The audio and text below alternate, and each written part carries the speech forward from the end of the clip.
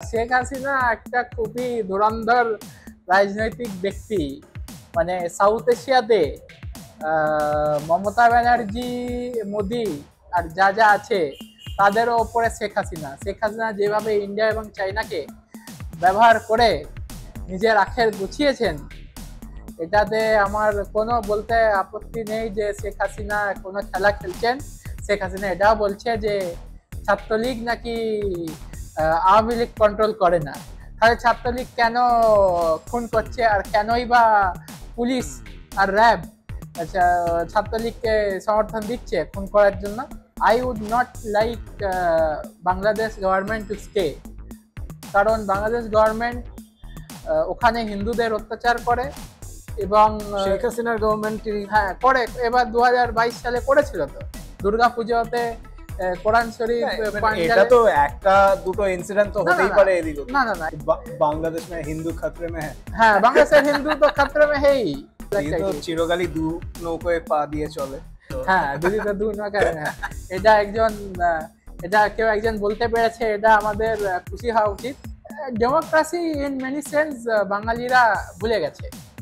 এটা আমরা আমাদের যা জার্নি, তোমার আর আমার যা জার্নি, তা আমরা দেখেছি যে ডেমোক্রেসি নেই। দিদিমণি হয়তো ভয় পাচ্ছে যে বাংলাদেশের স্টুডেন্ট মুভমেন্ট থেকে ইন্সপায়ার্ড হয়ে যদি এখানকার SSC scam, TET scam, SLST scam, তারপরে বিভিন্ন আশা করছি এতটা এসকেলেট করবে না, যেরকম স্টুডেন্টস মারা যাচ্ছে, তো এই জিনিসটা আশা করছি হবে না।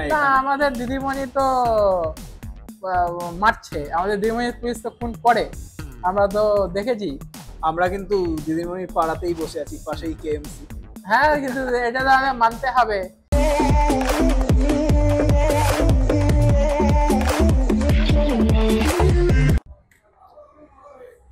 লাস্ট কতদিন ধরে বাংলাদেশে হচ্ছে তোর রাইটস তো বাংলাদেশে হচ্ছে না। হোয়াটএভার ইজ হ্যাপেনিং স্টুডেন্ট আর অথরিটিসদের মধ্যে 4-5 দিন ধরে হচ্ছে।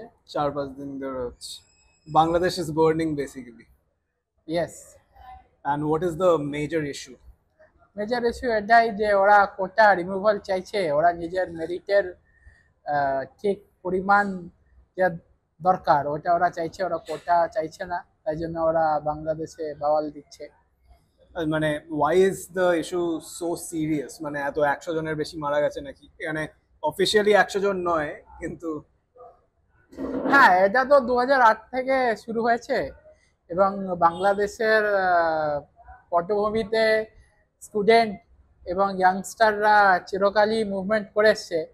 এবং স্টুডেন্ট মুভমেন্ট 1969-এও হয়েছে, 1980s-এও হয়েছে, 1990s-এও হয়েছে। তারপরে আমরা 2008 থেকে কোটা বিরোধী স্টুডেন্ট মুভমেন্ট দেখতে পাচ্ছি এবং সেইটা আস্তে আস্তে বড় হতে হতে 2013, 2018 এবং শেষমেশ 2024-এ আমরা এরকম একটা ভয়ানক মুভমেন্ট দেখছি। আর মুভমেন্ট তো আপনার হবেই, কারণ মুভমেন্ট বাংলাদেশে চিরকাল হয়ে এসছে। আর যে জিনিসটার জন্য ওরা বিরোধিতা করছে সেইটা অনেকটা লেজিটিমেট। তো কোটা কাদের জন্য দেওয়া? যারা 1971 ওয়ারে এগেইনস্ট পাকিস্তান যারা পার্টিসিপেট করেছিল তাদের ফ্যামিলিরা দের প্রেফারেন্স 1/3 আর কি government jobs and all those things. 30%। কিন্তু ব্যাপারটা সেইটা তো হচ্ছে না, কারণ ফ্রিডম ফাইটার 1971-এ তার নাতি নাতনি কেন কোটা পাবে? সে তো আর মানে ফ্রিডম ফাইট করেনি। আর এটাও তো বলা ভুল যে বাংলাদেশে মানে যে কজন ফ্রিডম ফাইটার যারা প্রকৃত অর্থে মুক্তিযোদ্ধা তারাই মুক্তিযোদ্ধা। বাংলাদেশে রাজাকারের পার্সেন্টেজ কজন হবে মানে ওই সময়? ম্যাক্সিমাম 1 কি 2%। বাকি সকল বাঙালি পাকিস্তান বিরোধী ছিল বলেই তো বাংলাদেশ স্বাধীন হতে পেরেছে। যেই মহিলাটি আন্দোলন করতে যেতে পারেনি সে কি মানে তার নাতি নাতনি যে পড়াশোনা করে তার কি মেধা নেই? এটা একটা পার্টি সোসাইটি। আমাদের পশ্চিমবঙ্গে আমরা যে পার্টি সোসাইটি দেখে এসেছি, যেরকম কংগ্রেসের সময় ছিল, তারপরে সিপিএম এর সময় দেখি এবং তৃণমূলের সময়ও দেখছি, যারা তৃণমূল করে তারাই চাকরি বাকরি পাবে, তারাই ব্যবসা করতে পারবে। আমরা শুনতে পাচ্ছি যে যে পঞ্চায়েতে এবং যে মিউনিসিপ্যাল কর্পোরেশনে অ্যান্টি টিএমসি আছে, ওখানে টাকা বরাদ্দ হচ্ছে না। এরকমই সিস্টেম আমরা দেখছি, অ্যাডমিনিস্ট্রেশনে একটা বৈষম্য তৈরি করা হয়েছে। না, শেখ হাসিনা তো বলেছে যে এতজনের মারা গেছে, ইটস মার্ডার বেসিক্যালি, যেটা বলেছে। তো শেখ হাসিনাই তো মার্ডার করছে। না, না, সেটা ঠিক আছে, সেটা কি মানে স্টুডেন্টদেরকে অ্যাপিজ করার জন্য, or to get some kind of calm? না না, শেখ হাসিনা একটা খুবই ধুরন্ধর রাজনৈতিক ব্যক্তি। মানে সাউথ এশিয়াতে মমতা ব্যানার্জি, মোদি আর যা যা আছে তাদেরও ওপরে শেখ হাসিনা যেভাবে ইন্ডিয়া এবং চাইনাকে ব্যবহার করে নিজের আখের গুছিয়েছেন, এটাতে আমার কোনো বলতে আপত্তি নেই যে শেখ হাসিনা কোনো খেলা খেলছেন। শেখ হাসিনা এটাও বলছে যে ছাত্রলীগ নাকি আওয়ামী লীগ কন্ট্রোল করে না। তাহলে ছাত্রলীগ কেন খুন করছে, আর কেনই বা পুলিশ আর র্যাব ছাত্রলীগকে সমর্থন দিচ্ছে খুন করার জন্য? এই প্রশ্নগুলো উঠে আসে। আর কালকে কালকে বা আজকে আমরা জানি না কাল থেকে আজকে কি হয়েছে। Internet is dead in Bangladesh, কতজন মারা গেছে আমরা জানি না। আর মেইনলি কি ঢাকায় হচ্ছে তো নিশ্চয়ই। আচ্ছা, তার আগে বলার আগে বলে দিই, this debate is going on live আমাদের ডেন্ট অ্যাপে। You can download the app, সব লিঙ্ক ডেসক্রিপশনে দেওয়া আছে। এই ডিবেটটা চলছে, আরো অনেক কিছু জিনিস নিয়ে আপনারা পড়তে পারবেন, ডিবেট করতে পারবেন, কানেক্ট করতে পারবেন with like minded people. Please do check it out and yeah continue.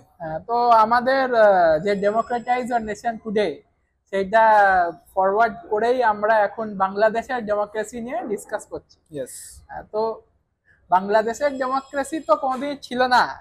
এটা বাংলাদেশ যবে তৈরি হয়েছে তখনই শেখ মুজিবুর রহমান একটা আইডিয়া তৈরি করেছিল, বকশাল, বাংলাদেশ কৃষক শ্রমিক আওয়ামী লীগ। তো ওই আইডিয়াটা স্থাপন করতে গিয়েই তার বিরুদ্ধে বিপ্লব ঘটে এবং আবু তাহের নামক একজন আর্মি ম্যান, যিনি কিনা ওয়ান লেগড আর্মি ম্যান, তার পা ছিল না এবং সে যশোদ করতো, সেটা একটা রেভলিউশনারি লেফটিস্ট অর্গানাইজেশন, তারা শেখ মুজিবুর রহমানের খুন করে। তো এই জিনিসটা আমরা ধারাবাহিকভাবে দেখতে পাচ্ছি।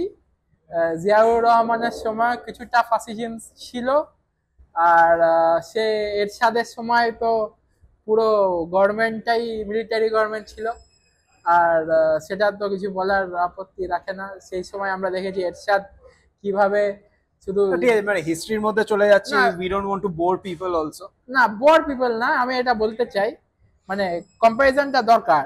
কারণ এরশাদের সময় হিন্দুদের ওপরে কিন্তু খুব অত্যাচার হয়েছিল, আর এইবারও কিন্তু হিন্দুদের ওপরে 2 বছর আগে কিন্তু আওয়ামী লীগ অত্যাচার করে।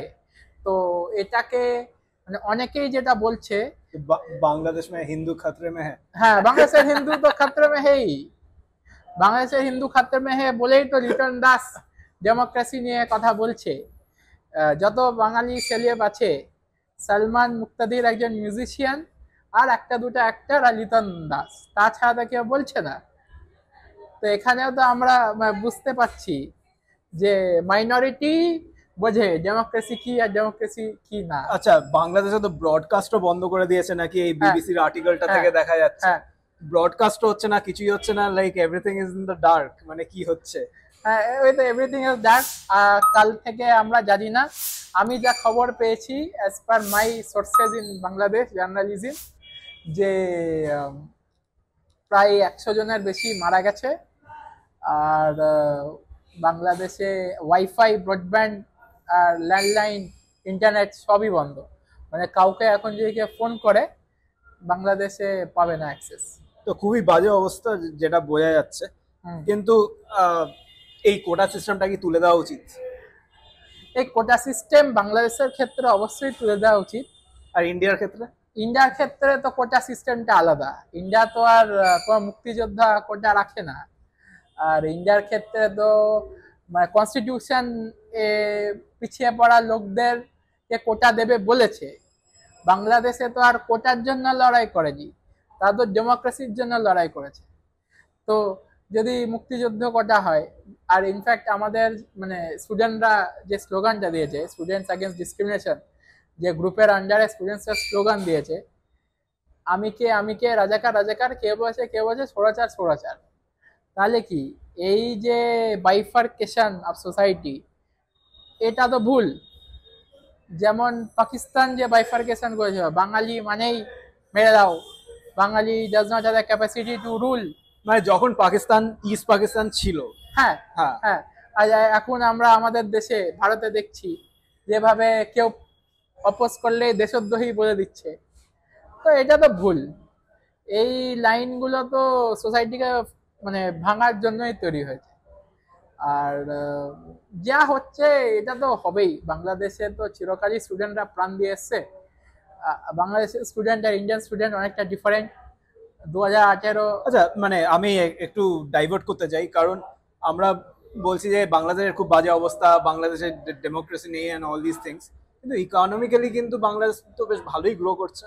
হ্যাঁ, ইকোনমিক্যালি গ্রো করছে, এবং ইকোনমিক্যালি ইস্ট বেঙ্গল চিরকালই স্ট্রং ছিল। আমরা যখন ভারতীয় ইতিহাসের অ্যানালিসিস করি তখন আমরা ভুলে যাই, আমরা ভাবি যে সকল ভারতের উপমহাদেশেই ইকোনমি স্ট্রং ছিল বলেই ইংরেজরা অ্যাট্রাক্টেড হয়ে এখানে এসেছিল। সেইটা না। বঙ্গদেশ তখন প্রায় 25% জিডিপি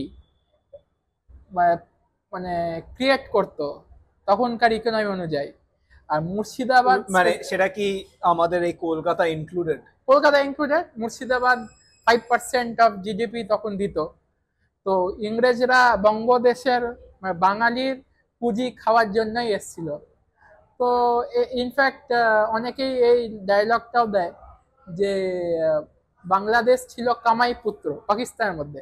পাকিস্তানের ইকোনমিক ডাউনটার্নের একটা কারণ হচ্ছে যে সেপারেশন। হ্যাঁ, পাকিস্তানে যদি যাও, যে সোকল পাকিস্তান ড্রেস পাওয়া যায়, পাকিস্তান স্যুট পাওয়া যায়, কাপড়টা কিন্তু বাংলাদেশে। আমি যদি এখন ইন্ডিয়াতে ডেকাথলনে যাই, কাপড়টা কিন্তু বাংলাদেশি ক্লথ পুরো জিনিসটাই খেয়ে নিচ্ছে। তুই বলছো ঠিকই যে ইকোনমিক্যালি খুব হচ্ছে, সারপ্লাস খুব বাড়ছে বাংলাদেশে, but at the cost of what? এই যে স্টুডেন্ট যারা মেধাবী কিন্তু চাকরি করতে পারবে না, তারা যাবে প্রাইভেট সেক্টর কোনোভাবেই জাস্টিস ওরিয়েন্টেড ইকোনমিক সিস্টেম না। সে প্রাইভেট সেক্টর যেই যায় সে বেশি খাটে। বাংলাদেশেও কি একটা ন্যাশনালিজমের মানে গভর্নমেন্ট, যা শেখ হাসিনা ন্যাশনালিজমের একটা ওয়েভ আনতে চেষ্টা করছে, আর বলছে যে এরা তোমাদের দেশকে বাঁচিয়েছে, এদের জন্য তোমরা বেঁচে আছো আজকে, এখন you have to like 30% to them. যারা কোটা পাচ্ছে, যারা মুক্তিযোদ্ধা, তারাই তো বলছে যে কোটাটা অ্যাটলিস্ট কমিয়ে দাও, 30 থেকে 10% করে দাও। আমরা তো ভিডিও দেখছি। এটা তো সিম্পল ব্যাপার, এটা কেন করছে না? মানে if majority of the people wants that, because politics. মানে বিকজ পলিটিক্স, মানে কেউ তো নিশ্চয়ই চায় যে না 30%ই থাক। না, এখানে জিনিসটা বুঝতে হবে। আমরা যদি বাংলাদেশের মুক্তিযোদ্ধা মুভমেন্টটা বুঝি, শেখ মুজিবুর রহমান কখন ঢুকেছে? 1969-এ। কিন্তু 1957 থেকে মৌলানা ভাসানী মুভমেন্ট করে আসছেন, তখন কিন্তু ওকে কেউ সাপোর্ট দেয়নি। তখন কিন্তু শেখ মুজিব পাকিস্তানের প্রধানমন্ত্রী হবে, পাকিস্তানের সঙ্গে থাকো, পাকিস্তানকে চুমু খাও, এই টাইপের অ্যাক্টিভিটি করে এসছে। শেখ মুজিব 1969-এ হুট করে যখন সে হতে পারলো না, যখন সে প্রাইম মিনিস্টার হতে পারলো না পাকিস্তান, তখন তার মাথায় টনক নড়লো যে না, এখন দেশকে স্বাধীন করতে হবে। কিন্তু তারপরেও দেশকে তো স্বাধীন হতে দেয়নি। বক্সাল যেটা করেছে, এটা তো আমাদের ইন্দিরা গান্ধীর মানে যখন এমার্জেন্সি ডেকেছিল, ওই সেম টাইপের জিনিস। এটা আসলে সাবকন্টিনেন্টের লোক বাংলাদেশ নিয়ে পড়ে না, তবে জানে না। মানে আমিও জানি না ইনফ্যাক্ট, মানে তুই যেরকম বলছিস এত। বাংলাদেশের মিলিটারি গভর্নমেন্টে ছিল 1990s-এ, এরশাদ মিলিটারি গভর্নমেন্ট তৈরি করেছিল। না মানে এটা তো ঠিক আছে, তো এটা সলিউশন কি হবে? মানে এটা তো চলতে পারে না যে এরকম। সলিউশন কি? আমি তো আর বাংলাদেশি না, তাই আমরা কিছু বলতে পারি না। হ্যাঁ, কিন্তু as a minority Bengali in India or a Bengali Muslim in India, I would not like Bangladesh government to stay. কারণ বাংলাদেশ গভর্নমেন্ট ওখানে হিন্দুদের অত্যাচার করে এবং শেখ হাসিনার গভর্নমেন্ট হ্যাঁ করে, এবার 2022 সালে করেছিল তো দুর্গা পুজোতে কোরআন শরীফ এটা পান্ডালে। তো একটা দুটো ইনসিডেন্ট তো না, না, হতেই না, পারে এদিক ওদিক। না না না, এটা সিম্বায়োটিক রিলেশনশিপ আছে। আমরা 1992 এর যদি But ব্যাপার- মানে as far as I know আমি একটু বলে- liberal তো না but- লিবারাল না, না না না না না, এটা এটা ভুল আইডিয়া। 1992 এ বাবরি মসজিদ যখন ভাঙা হয় তখন হিন্দু বাংলাদেশিদের ওপর অত্যাচার হয়, সেটার প্রেক্ষাপটে পশ্চিমবঙ্গ জ্বলেনি, কিন্তু বাকি জায়গাগুলো ঝামেলা হয়েছে। এবং এইবারও 2022-এ পশ্চিমবঙ্গে কিছু হয়নি, বা ত্রিপুরাতে মসজিদ জ্বালানো হয়েছে, 50খানা মসজিদ জ্বালানো হয়েছে, এবং তার জন্য যারা প্রতিবাদ করেছে বিজেপি সরকার তাদের বিরুদ্ধে ইউএপিএ দিয়েছে। এখানে মানে এই আজকেই আমি একটা প্রোটেস্ট থেকে এলাম, সে প্রোটেস্টের লোকগুলোকে তুলে নিয়েছে। হ্যাঁ মানে প্রোটেস্ট কেন করতে দেয়নি মানে করতে দেয়নি, নিশ্চয়ই ভয় পাচ্ছে। আমাদের হাসিনার বিরুদ্ধে স্লোগান উঠছিল, আর কিছুটা হোক দিদিমণির বিরুদ্ধেও উঠছিল, কারণ আর these people are team obviously team, মানে দিদির হয়তো অন্য খেলা আছে। দিদি এদিকে বাংলাদেশ বিরোধী কথাবার্তা বলে, কিন্তু আবার শেখ হাসিনার ফেভারে অ্যাক্টিভিটি করছে, এটা খুবই কোশ্চেনেবল দিদি একটা তো activity। চিরকালই দু নৌকোয় পা দিয়ে চলে তো হ্যাঁ দিদি তো দু নৌকা, এটা একজন এটা কেউ একজন বলতে পেরেছে, এটা আমাদের খুশি হওয়া উচিত। কিন্তু যে বলেছে সেও সেই অর্থে মানে out of this Indian periphery. কিন্তু এই কোশ্চেনটা জিজ্ঞেস করেছে অনেকেই, যে স্টুডেন্টরা ওখানে মুভমেন্ট করছে, আমরা কি এই টাইপের ভয়ানক মুভমেন্ট এখানে দেখবো? তো আমার মনে হয় না এখানে হবে। কিন্তু মানে এটা যে হচ্ছে মানে অনেক লোক কিন্তু জানে না যে বাংলাদেশে এইরকম অবস্থা, আহ, অনেকেই জানে না মানে হ্যাঁ এটা আমরা এটা ঠিক। হ্যাঁ বেঙ্গলি মিডিয়া এটা হাইলাইট করছে না, মানে হ্যাঁ। Indian Bengali media is not highlighting this. আর ন্যাশনাল মিডিয়া যদিও করছে, এবং হিন্দি স্পিকিং ডিজিটাল ইকোনমি যেটা এক্সিস্ট করে তারাও ইনস্টাগ্রাম ফেসবুকে এটা নিয়ে বাওয়াল দিচ্ছে। হ্যাঁ জানে না ঠিক, মেইন স্ট্রিম এবং যারা নিউজ কনজিউম করে থ্রু আনন্দবাজার Yes. তারা জানে না, এবং তাদেরকে জানতে দেওয়া হচ্ছে না। তুমি ব্যাপারটা ঠিকই ধরেছো, আলটিমেটলি তো স্টুডেন্ট মুভমেন্ট, হুম। আর এখানেও তো সবকিছু তো শুরু হয় স্টুডেন্ট মুভমেন্ট দিয়েই। হ্যাঁ, আর এখানেও দিদিমণি স্টুডেন্টদের যা 12টা বাজিয়ে রেখেছে, দিদিমণি হয়তো ভয় পাচ্ছে যে বাংলাদেশের স্টুডেন্ট মুভমেন্ট থেকে ইন্সপায়ার্ড হয়ে যদি এখানকার SSC scam, TET scam, SLST scam, তারপরে বিভিন্ন আশা করছি এতটা এসকেলেট করবে না, যেরকম স্টুডেন্টস মারা যাচ্ছে, তো এই জিনিসটা আশা করছি হবে না না, এখানে। আমাদের দিদিমণি তো মারছে, আমাদের দিদিমণি পুলিশ তো খুন করে, আমরা তো দেখেছি। আমরা কিন্তু দিদিমণির পাড়াতেই বসে আছি, পাশেই কেএমসি। হ্যাঁ কিন্তু এটা তো আমাদের মানতে হবে, কলকাতা ছেড়ে দিলে কলকাতার বাইরে কেউ যদি দিদিমণির বিরুদ্ধে পলিটিক্স করে তাকে পুলিশ তুলে নিয়ে যাবে, তার বিরুদ্ধে কেস ঠোকা হবে, এই আনিস খানের মতো খুন হয়ে যেতে পারে, বা আবু সিদ্দিক হালদারের মতো খুন হয়ে যেতে পারে। এটা তো part and parcel. Democracy in many sense বাঙালিরা ভুলে গেছে। এটা আমাদের যা জার্নি, তোমার আর আমার যা জার্নি, তা আমরা দেখেছি যে ডেমোক্রেসি নেই। আমরা হয়তো বাংলাদেশে কিছু করতে পারিনি, বাট পশ্চিমবঙ্গে আমরা দেখি ডেমোক্রেসি বা কিছু এক্সিস্ট করে না। তাই জন্যই আমাদের এই initiative democratise your nation today. তো আশা করছি যে লোকজন আমাদের এই কথাবার্তা দেখে ঠিক একটু একটু বুঝবে, Instigated হবে। নলেজটা বাড়বে, হ্যাঁ একটু ডিসকাস করবে এটা নিয়ে। জি তো দ্যাটস দ্য মোস্ট ইম্পর্টেন্ট। আমরা বলছি না যে গিয়ে যুদ্ধ করো, হ্যাঁ, এরকম করতে হবে না, বাংলাদেশের বড় কথা কি you might form your opinion on it. জানো কিছু করো। Yes, অ্যাপের লিংকটা তলায় দেওয়া আছে। অ্যাপের নাম হচ্ছে Dent, democratize your nation today. This article is going on, মানে এই আর্টিকেলটা অলরেডি আমাদের পোস্ট করা আছে, সেখানে একটা লাইভ ডিবেট চলছে, তো you can participate on that debate. আরো অনেক ডিবেটস করতে পারবেন, আরো অনেক নিউজ পড়তে পারবেন অ্যাক্রস দ্য ওয়ার্ল্ড, অ্যান্ড বাংলাতেও সবকিছু। অ্যান্ড আমাদের বাংলাতে খবর দেওয়া হয় আর ইংলিশে খবর দেওয়া হয়, so you can choose. So thank you, Abid, ji for this podcast. Until next time.